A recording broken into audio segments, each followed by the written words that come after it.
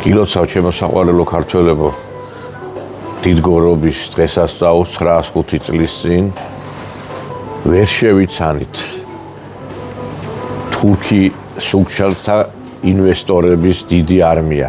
ეს ხალხი კაცო უწყინარი მისიით მოდიოდა ჩვენთან, რომ ქალაქები აეშენებინა, ინვესტიციები განეხორციელებინა და ჩვენ კი ვერ დავაფასეთ ეს ხალხი.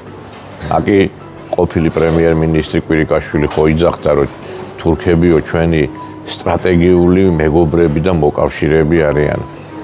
ასე რომ საქართველოში ყოველთვის იყო და იქნება რიტა გენი იმ დიდი წინაპრებისა, იმ 200 პატრიოტისა, რომელიც შევიდა თურქ-სულჩალთა არმიის აი ამ ურდოში და დაბნეულობა შეიტანა და სახელი და გვარიც არ ვიცით იმ ხალხის ჩვენ. მათ იცოდნენ რომ მოკვდებოდნენ დიდგორის ბრძოლაში, მაგრამ ეს სპეციალურად გააკეთეს იმისათვის, რომ სამშობლოსთვის თავი გაეწირა. სამწუხაროდ დღეს ჩვენ ის ეპოქა ნამდვილად აღარ გვიდგას, ჩვენ სისხლში შემოერია ის მოღალატეთა გარკვეული ნიშანწყალი, თურქ-სულჩაკების ნაცვლად არაბები მოდიან და იგივე მისიით ქალაქების შენებლობას გეგმავენ და თურმე ამ ქალაქებში რო დასახდებიან, ეს ყოფილა ჩვენთვის კარგი და თურმე ამას ოვაციებით უნდა შევხვდეთ. არაბები რო დაგვისახდებიან აქ და არაბები რო ქალაქებს ააშენებენ.